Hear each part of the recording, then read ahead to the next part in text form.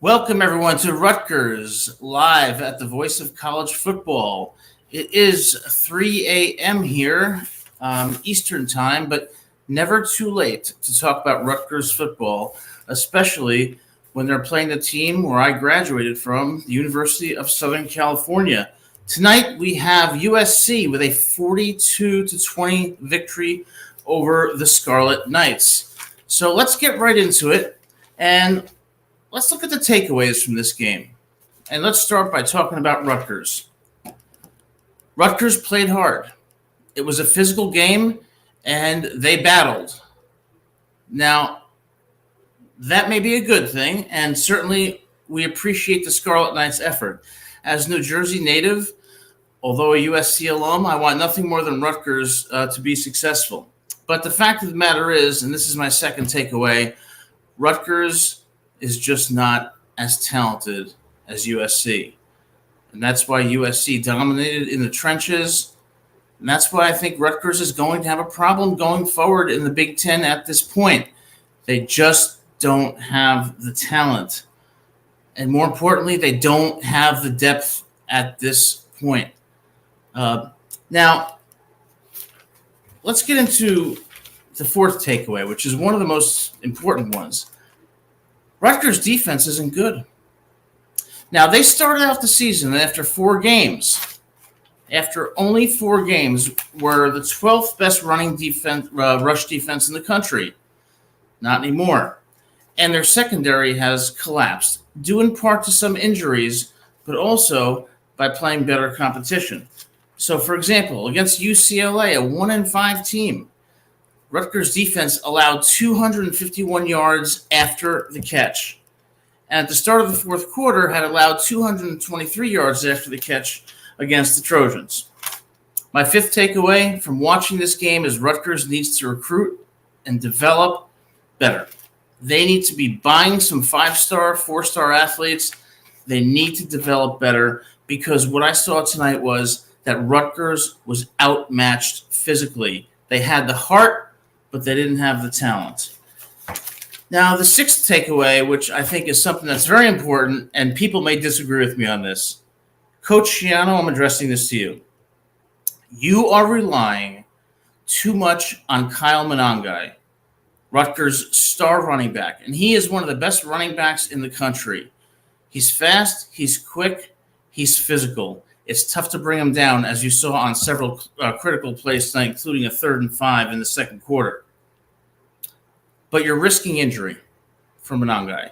You are relying too heavily on him, both in the rush and even in the pass game. And this guy took hit after hit after hit tonight and was down twice. This goes back to what I'm saying about lack of depth. Kyle Monangai is a Don Bosco prep graduate. I went to Bergen Catholic in New Jersey. Bosco was our rival. I know Kyle Monangai from high school. He was a star then. He's a star now. He will be a star in the NFL. But what you did to him tonight, Coach Schiano, was not fair. He was taking so many hits, and he was down twice. And you're risking his future, and you're risking his health. No win for Rutgers is worth hurting a player because he's the best player on the team, and you have to rely so heavily on him to have an offense. I'd rather see Rutgers lose than compromise the health of a player like that. And what I saw from Kyle Monangai tonight was not only troubling, but dangerous for him. Seventh take, Ethan Kaliamankis, Rutgers quarterback. He's good, but good's not good enough. Okay? Throws some great deep balls. Throws some he has a very strong arm, but he's inconsistent. Doesn't have a great pocket presence. If Rutgers wants to contend in the Big Ten, they need a better quarterback. Eighth take, Rutgers' offensive and defensive line is not good. They got completely dominated, and Kaliamankis was under duress all night. Again, it goes back to that issue, talent and depth, which can only be solved by recruitment and development. Now, regarding the offense, and this relates to what I was saying about Monangai, the offense is inconsistent because you're relying too heavily on one person. And Coach Shiano, let me be very clear with you. And we're looking forward to having you on this show because we respect you and look forward to your take on the future of Rutgers football. But you cannot rely so heavily upon a single back where you put his health at risk. And that leads also to inconsistency in the offense because you have no balance. Callie Kamankis is inconsistent. The O-line is inconsistent. All right? And except for Demir Miller, who had a career night tonight, you're really not spreading the ball out by in any significant way and showing balance on offense. Back to recruiting, back to development, back to depth. Now, the foundation for a good the foundation for a good future is there. I saw glimpses tonight where Rutgers looked good and did challenge USC at times, but it was not sustained, nor is it sustainable. So the foundation is there, but Rutgers is going to need to recruit hard, get into that transfer portal, buy some players, and buy some great coaches that are going to develop these players to be competitive in the Big Ten. Another thing affecting Rutgers, and I wouldn't say this is a take, but I would say this is more of an observation. I'm from New Jersey, and I went to the University of Southern California from 1993 to 1997. Every time that I flew to Los Angeles, I was tired for about a day or a day and a half because of the jet lag, okay? So you're asking this football team, all right, after a loss to UCLA the previous week, after losses to Nebraska, and after a terrible loss to Wisconsin, to fly across the country probably on a Thursday to play a game at 11 o'clock Pacific time on a Saturday. I think that that's going to be difficult for your players. And that did, in my opinion, have an impact. But I will say that Rutgers, nonetheless, the players should be commended for the effort that they gave. And you know what? Rutgers gave a great effort despite having a lot of injuries. And you have to give these kids credit because even though they lost 42-20, what I will say is this: it was still a good loss. They played with their hearts. They fought hard. They had some very good moments, and they showed potential. And it makes me optimistic for the future of Rutgers because the kind of players I want on my team are the ones who, they're going to fly across the country. They may be tired. They may be banged up, but they're going to bust their ass and do the best they can. They did that tonight. And actually, in the third quarter, we're almost within one score. So the ultimate takeaway is this: Rutgers should not be discouraged, nor should they necessarily be encouraged. They should learn lessons from this that are going to make them better. And I'm confident that with a coach like Greg Schiano, they're going to do that. Now, as far as USC goes, yes, USC won the game, but I'm not so sure that it's all positive for USC. Today, my first take is that we saw who USC was today. They're a good team, and we'll take this win. But they're not great yet. If watching that game, you saw that USC is not a complete team. Some great moments on offense, an offense that has a lot of firepower, an offense that could challenge any defense in the country. However, we have a defense here at USC that was giving up a lot of big plays to Rutgers. Lots of them. And let's put this into context. USC's defensive coordinator is D'Anton Lynn. Anybody who knows college football knows that D'Anton Lynn is an elite defensive coordinator. Look at what he did at UCLA last year. Okay? Hiring him at USC has really led to great returns for that defense, as it's a greatly, greatly improved defense. But we still see a lot of flaws. Now, that's in part due to some injuries, okay? We know what the injuries are. Two of the best players on USC's defense, or arguably so, are out. But some of the plays that USC gave up today, especially in the passing game, giving up over 300 yards, giving up 4.8 yards per carry to Kyle Monangai, there's room for improvement there. But what I will say for my initial take from USC is that this team will sooner rather than later be competing and be in the playoffs and compete for the national championship. My second take, like I said, defense is the key area to be improved. But let's put this into context. This is not D'Anton Lynn's fault. When Lincoln Riley came here, he came here from Oklahoma with a philosophy that offense was to be prioritized and defense was not.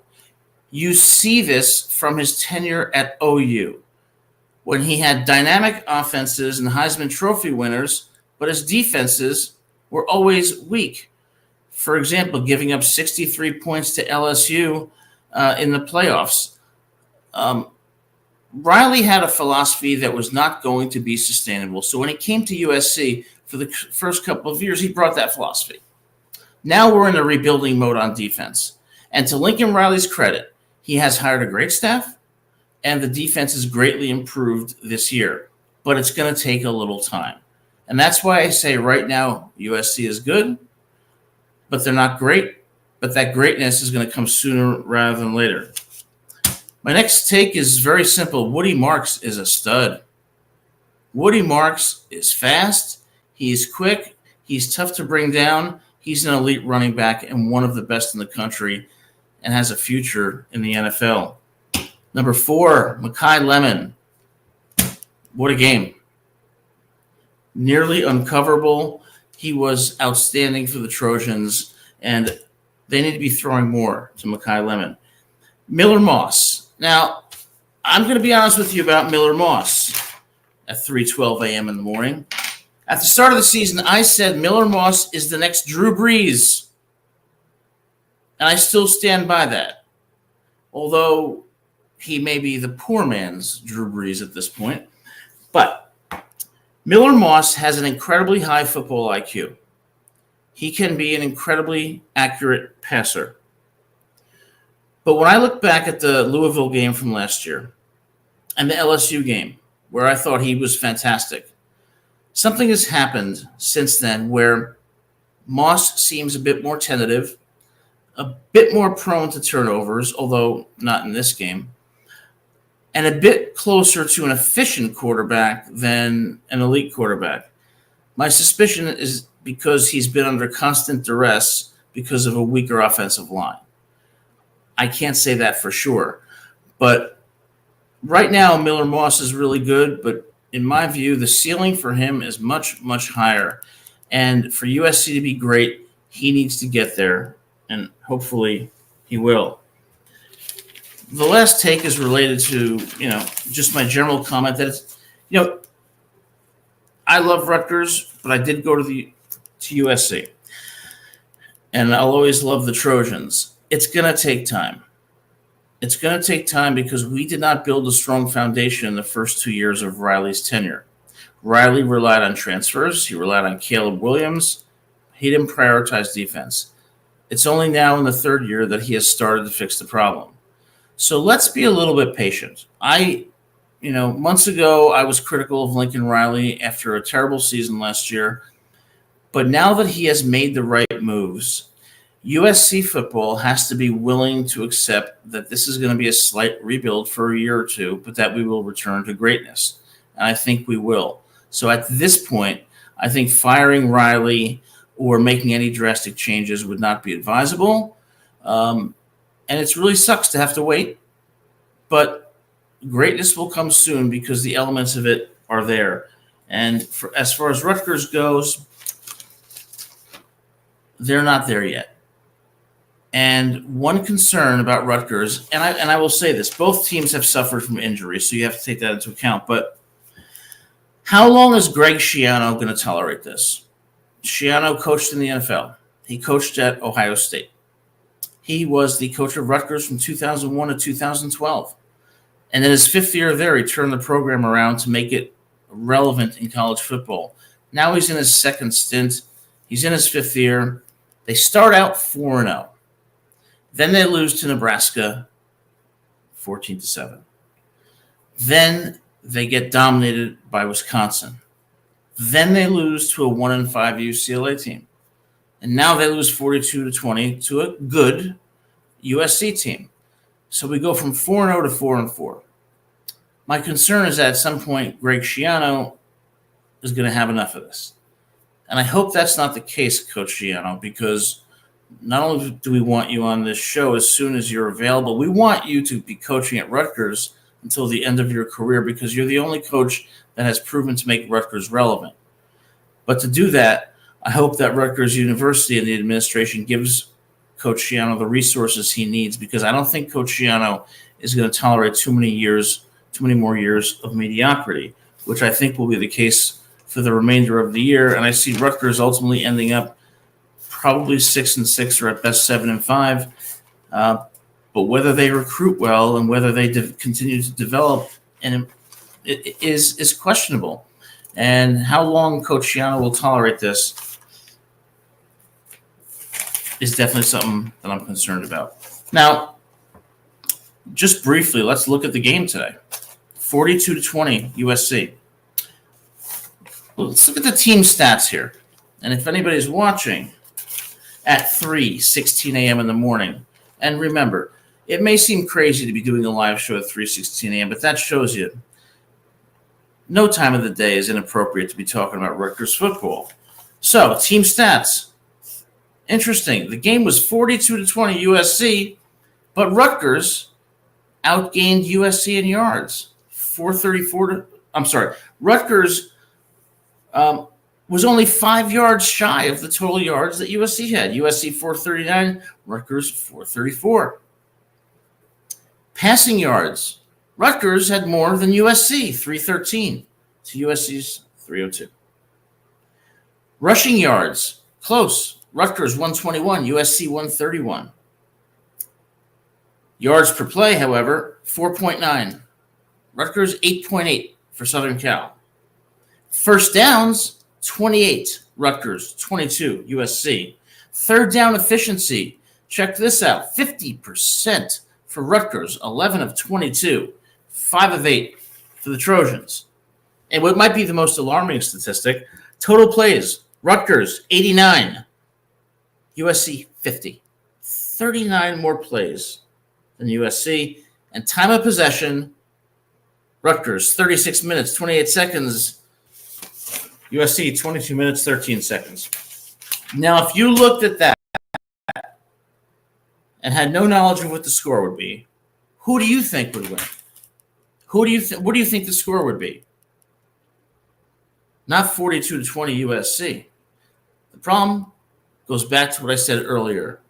USC was simply superior in its talent and dominated through explosive plays repeatedly because of that talent and was able to score at will, both running the ball and throwing it throughout the first half and through most of the middle third to fourth quarter because they just had better players.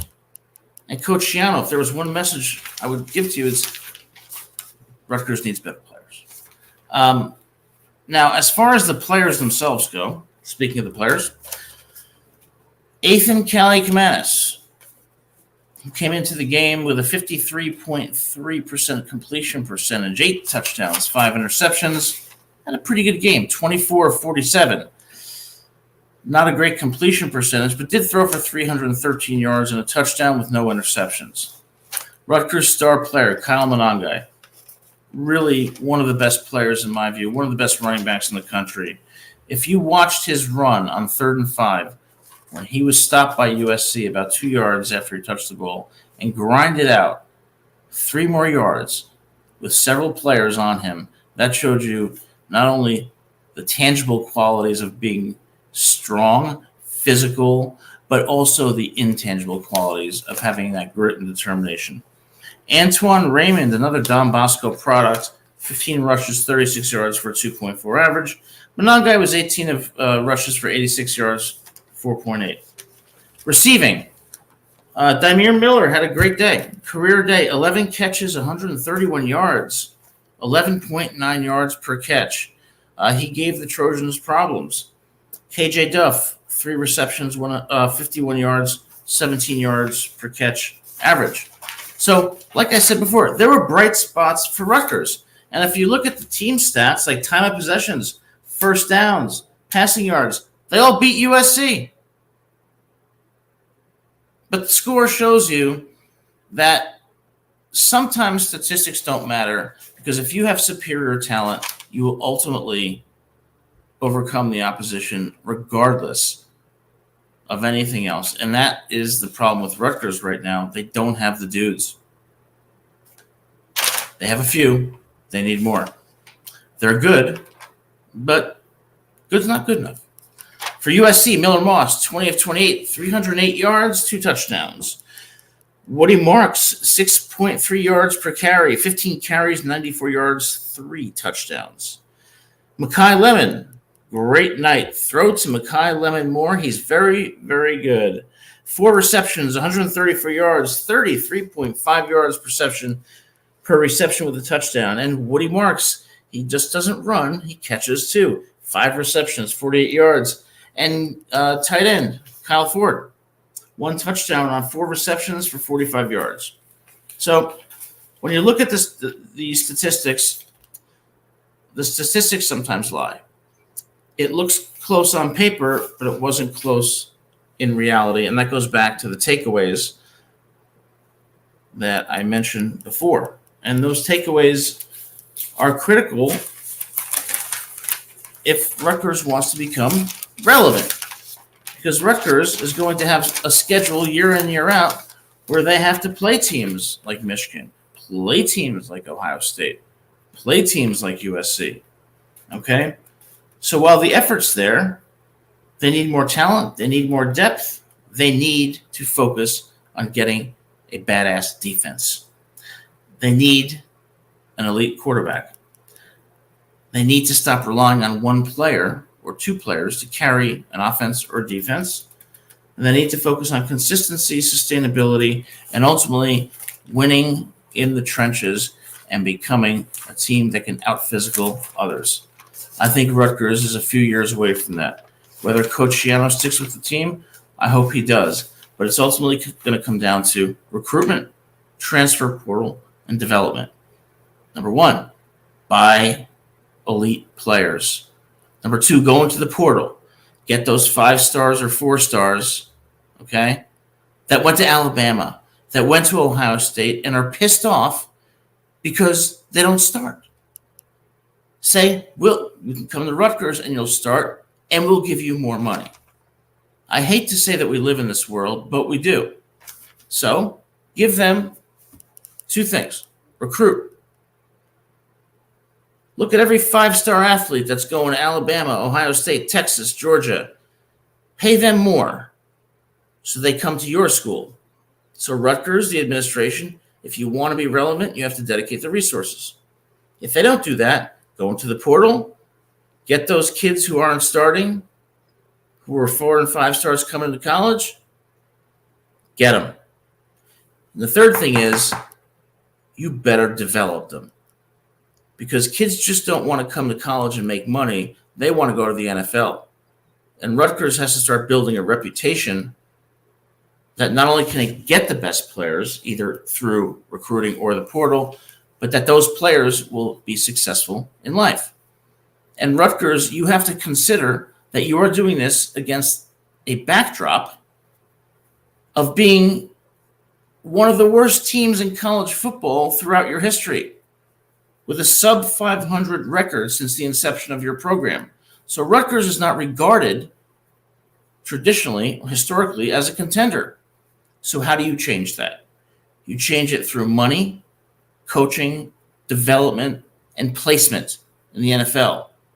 And to build that foundation, you're going to have to start getting the kind of players that will enable you to develop them into NFL prospects and make the team competitive with Ohio State, with Michigan, with USC.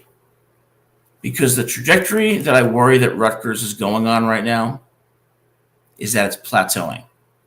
And that it's going to be a perennially 6-6 team. Okay?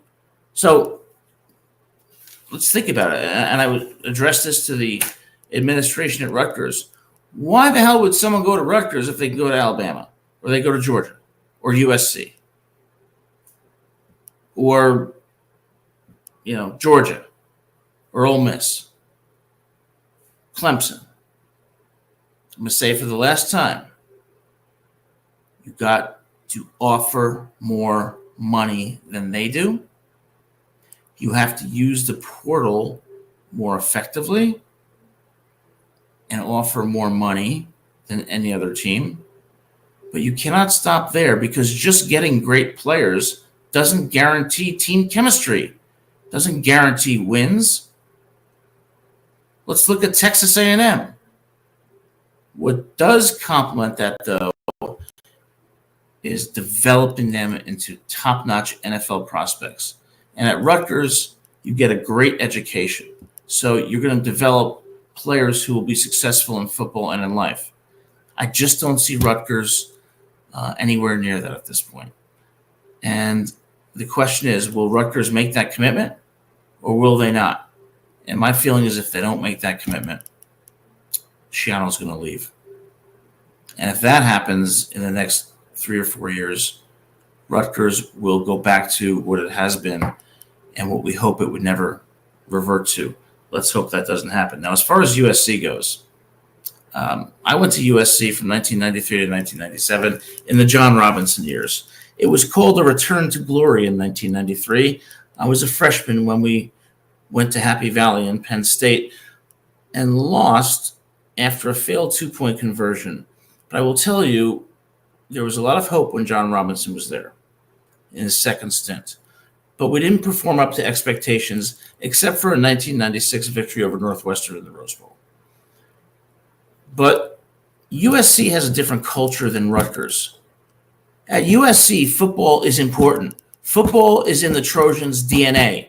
Hey, Rutgers, is it in your DNA? Because it doesn't seem like it. You weren't even close to USC. You didn't even, quite frankly, you could argue you didn't even belong on the field with USC tonight. Because although you made some great plays, we get it. When they wanted to exert their will, they did. And that should be an embarrassment to Rutgers. Okay? So the question is, what is the culture at Rutgers? Because when I was at USC, the culture at USC was simple. We want to win a national championship, and we're going to do anything we can to get it. Okay? And sure enough, you saw after USC hired, well, historically USC, of course, had great coaches and won national titles, but look what happened with Pete Carroll. And even after Pete Carroll left, USC was always dedicated, with some exceptions, to winning a national championship and to recruiting 5-star athletes from Bosco, from Mater Dei. Rutgers, are you committed to that?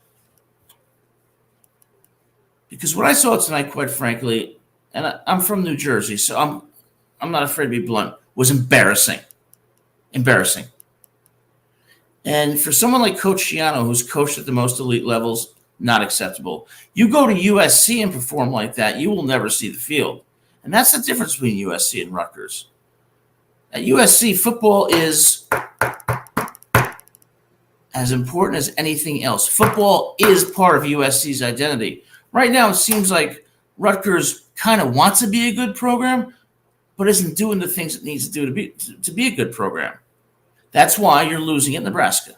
That's why you're losing by 32 points to Wisconsin. That's why you're losing to a 1-5 UCLA team.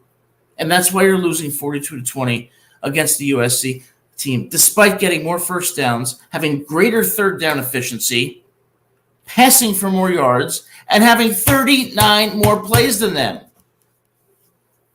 I'd like to see you, Coach Schiano, at the post-game press conference, instead of saying, we're making progress, we're going to clean things up. What I'd like to hear from you is what I heard from Tim Tebow after Florida lost to Ole Miss. It was a speech called The Promise. And he apologized. He apologized to the fans for the loss, and he said, but there will be lessons that come from this, I promise you. You will never see somebody work harder to win a national championship, something to that effect. And sure enough, what happened? Florida won a national title. Coach Schiano, I want to see you say, this isn't going to work at Rutgers. This is not who Rutgers is. This is completely unacceptable. I don't care if it's USC. I don't care if it's UCLA. Okay?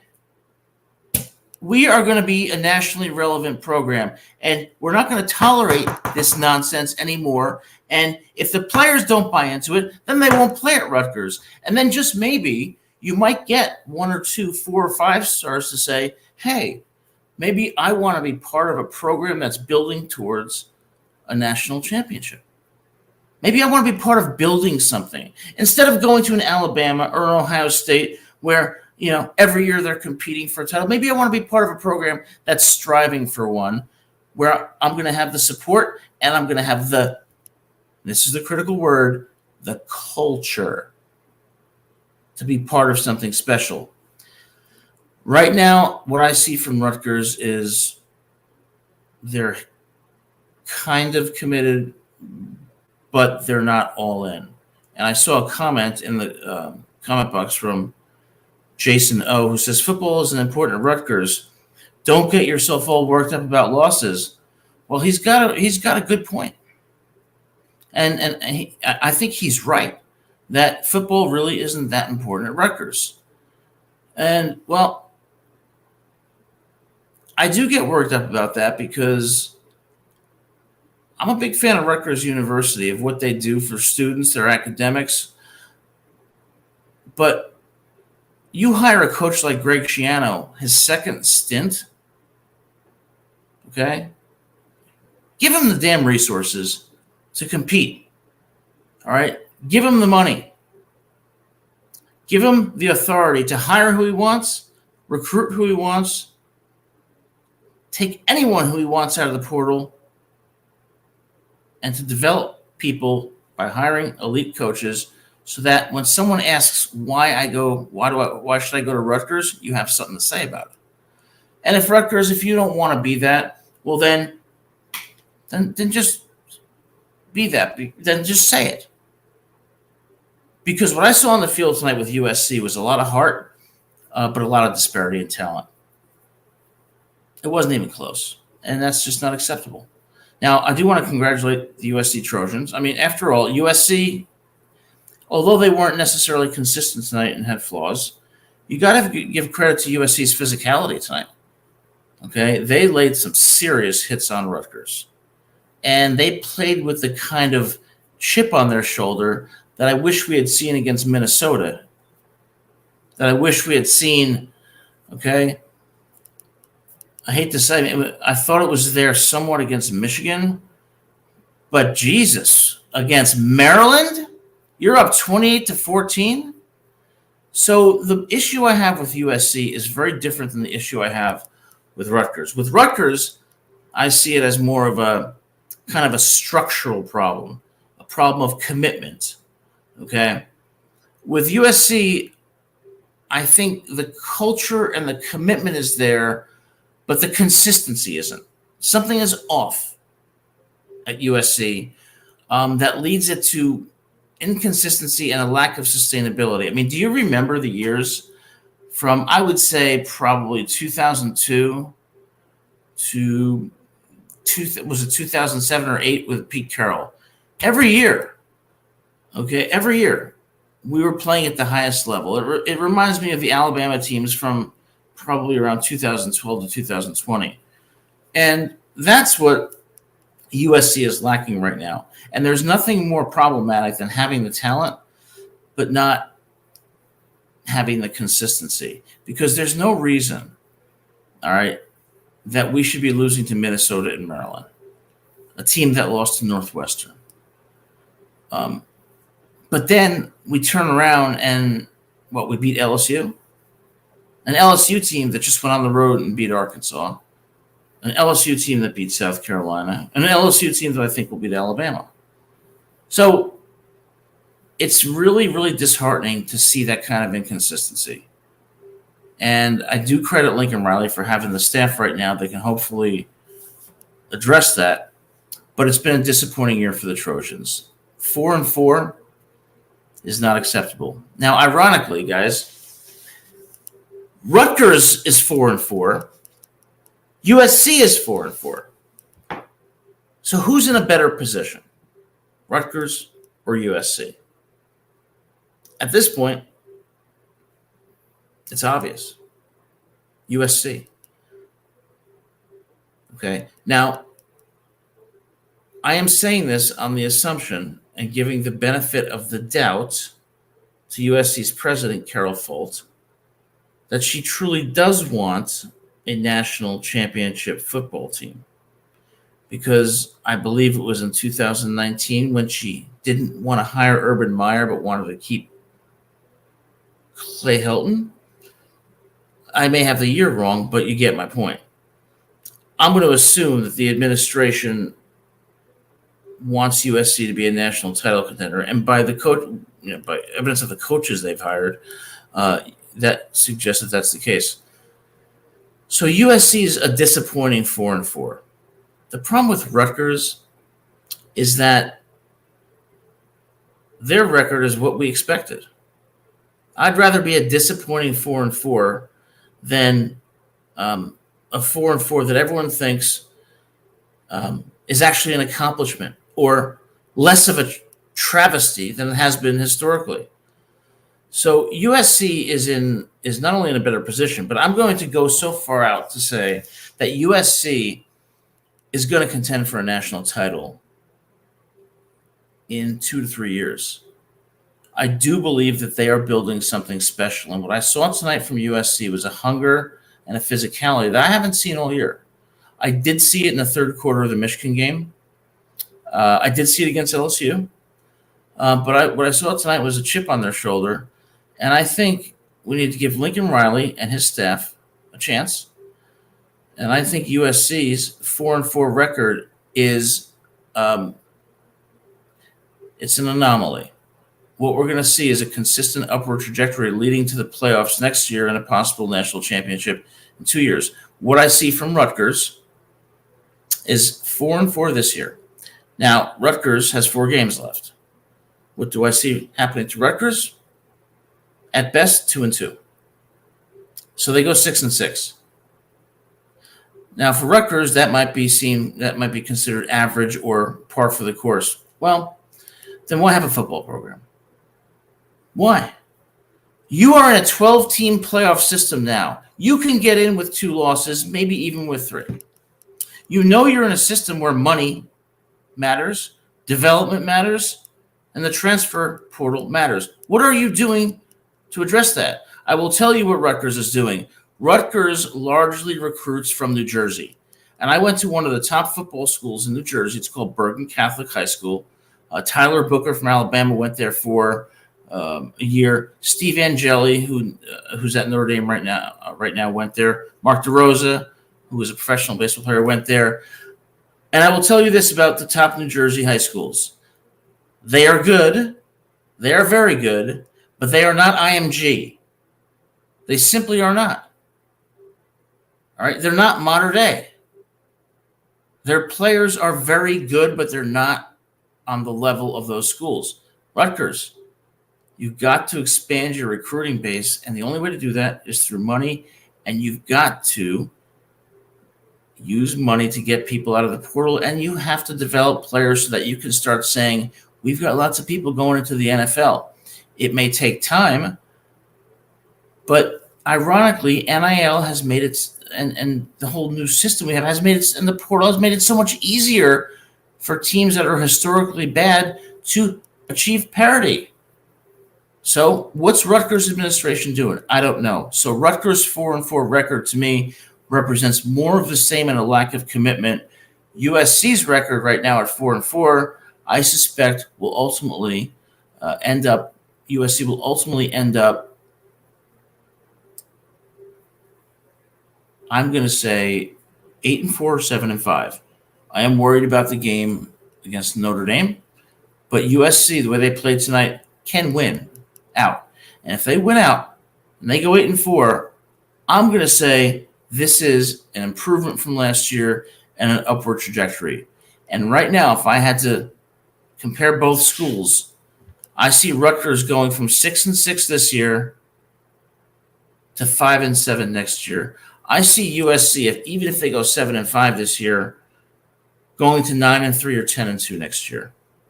Probably 10-2. Okay? Maybe we'll lose to Notre Dame. All right. So maybe we'll lose to Washington. All right. So let's say worst case scenario. 6-6. Relax. Give it time. It's going to change. The commitment is there. And I saw, when you look at Lincoln Riley on the sidelines tonight, I saw he was a little bit pissed off tonight. He had that fire in him. He knows his job is on the line. And he also knows he's a damn good coach. But one thing I would say to Lincoln Riley is, you've got to listen to other people around you, and you've got to make adjustments. He has done that. And I give him credit for that. Okay? Lincoln Riley is in a totally new he's in an uncharted territory. You have to understand, he's a young guy. He came from, Lincoln Riley came from an OU program where he was winning all the time based on a philosophy that ultimately was not sustainable.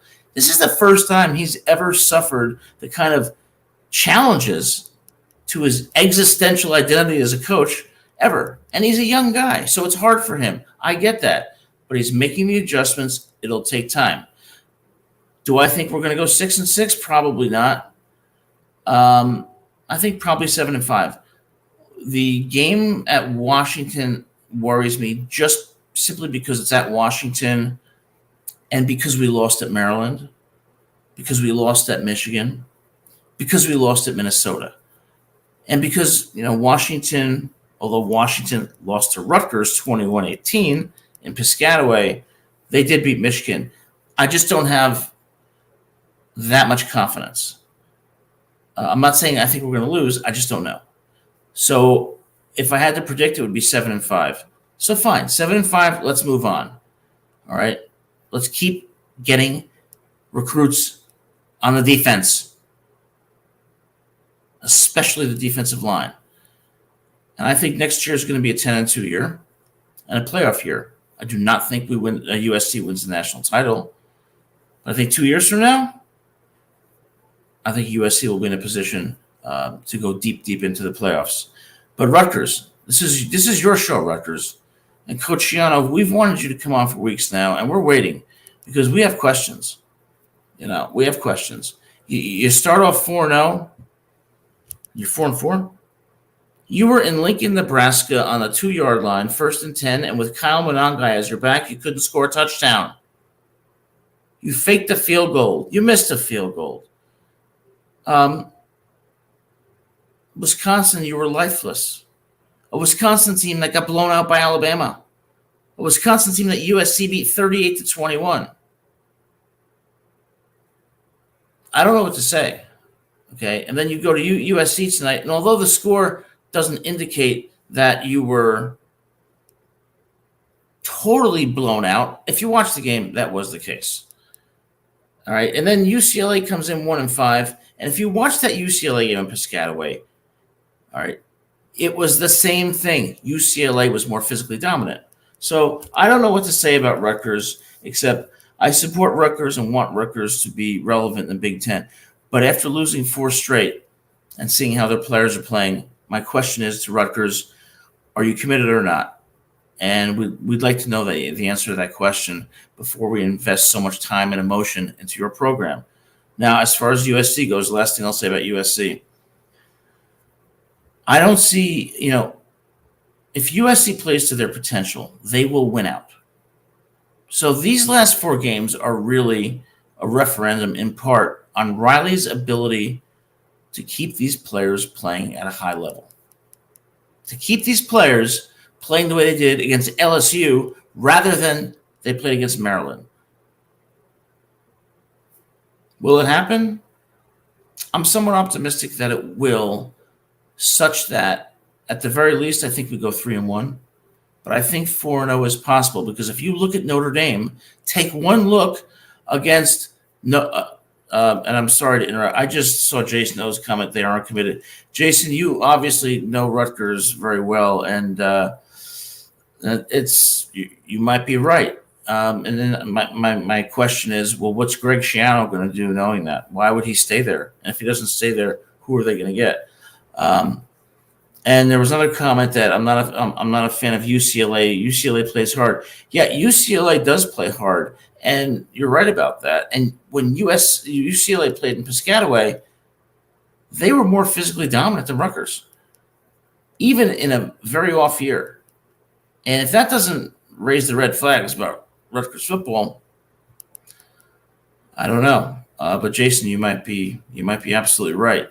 So, I think for USC this year, I think if you look at Notre Dame's game against Northern Illinois, if you look at Notre Dame's games generally, they don't scare me. Notre Dame is not the Notre Dame of 1988, 1992, and certainly not of 1997 when I was at the Coliseum when we beat them in overtime as we knocked Ron Paulos's fourth down pass. Sammy Knight knocked it down. Lou Holtz lost the last game he ever coached for Notre Dame. I think we could beat them. I think I'm a little bit worried about the Washington game, but I think it's possible we win out. And if we win out and go 8-4, it's a successful year and we move forward. Yeah, so there's another comment. Notre Dame has owned USC, bud. Listen, I am not arguing with you. I am not arguing with you at all. I went to USC from 1993 to 97.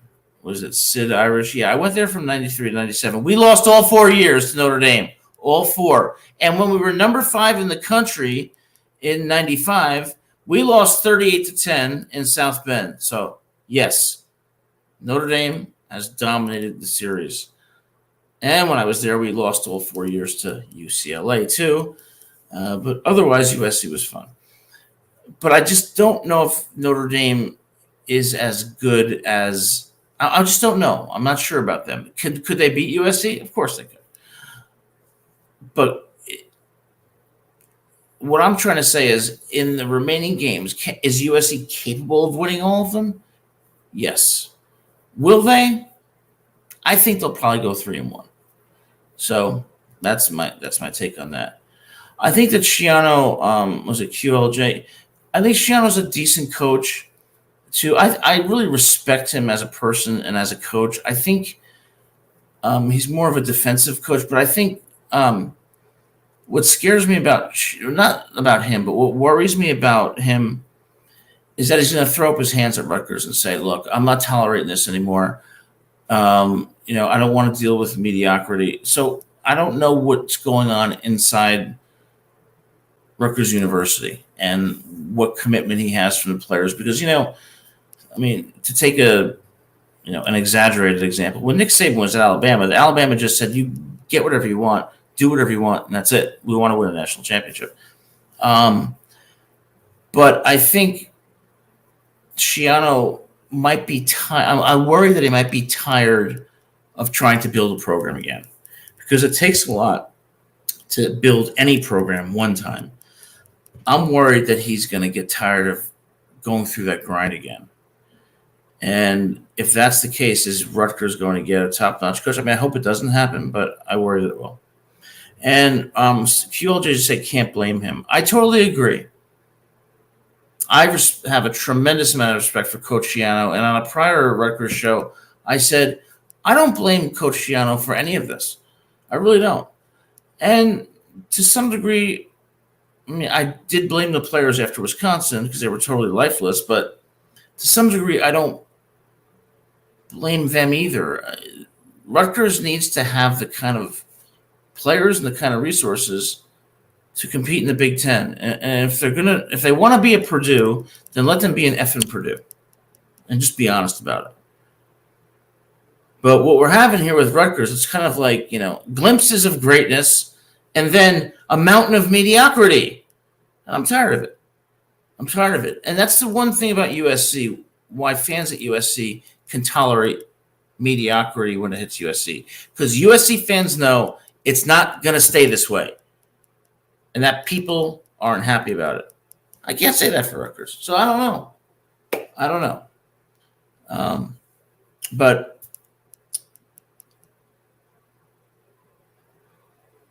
Yeah, QLJ, that's exactly my point. Like, going through the grind to build another team is one thing, but building a team at a school that's not committed is another. And I don't understand why they're not committed, because it seems like they're almost halfway committed. Well, what's the purpose of doing that? I mean, I don't. If you want to be, if you don't want to value football, then don't value football. If you want to value it, I would think you would dedicate every resource possible, because think about the value to Rutgers University as an academic institution if its football program is beating Ohio State and beating Michigan. If that stuff matters, admissions goes up, standards go up, your endowment goes up. But I think that they're kind of ambivalent about it. And that's why, like I said before, I mean, USC's 4-4 is a temporary setback. I worry that Rutgers 4-4 is part of its DNA.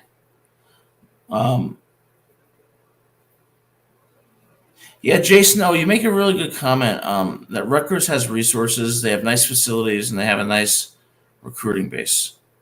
They do. I think they recruit well at some of the top New Jersey high schools. And you said they pay Schiano over $6 million. Okay, so that shows me they're committed, but how committed are they? You said it just is what it is, and I'm not sure what you mean by that. I'm not sure if you're saying that they can't get the top players, or that they're not willing to expend the kind of money that they might that they would need to do so. I'm not sure, but you seem to be reflecting the concern that they don't have the commitment that would be necessary. Yeah, not being able to score from inside the 5-yard line isn't the school not being committed. I agree. But year after year after year of mediocrity suggests to me that the school is not committed. When I look at the Chris Ash era, for example, I mean,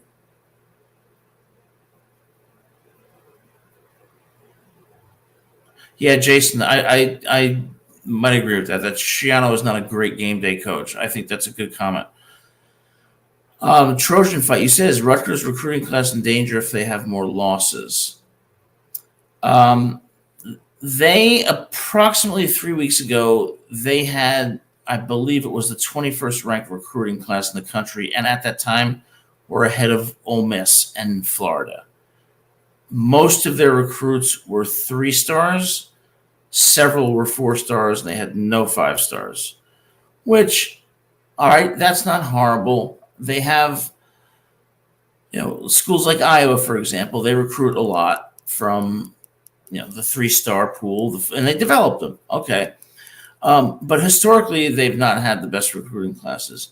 And they do recruit from schools like Don Bosco, like Bergen Catholic, like DePaul Catholic, that have frequently been in the top 25 nationally.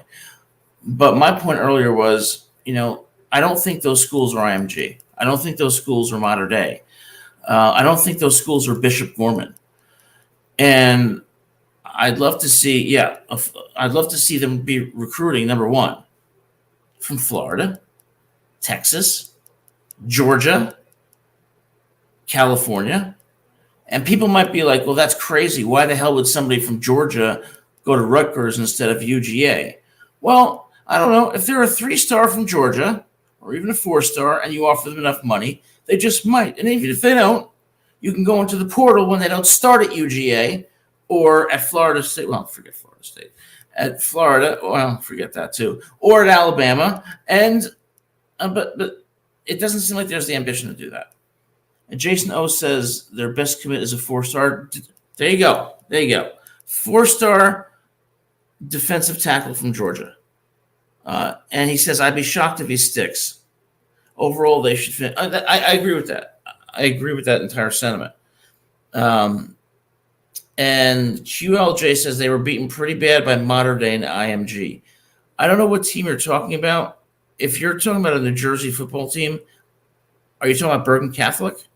Because if you're talking about Bergen Catholic played Mater Dei in California and lost by about 55 points. And they played IMG a few weeks ago and lost by 10. I believe it was 27-17. And they lost, I believe, in 2015 to IMG 59-45 or 59-49. So, yeah, QLJ, you're right about that. When Bergen Catholic went to Mater Dei, that was when JT Daniels was a senior, and they blew us out. It wasn't even close. And then IMG came to Oradell, New Jersey, and they were up about 30, I think 35-10 at the half.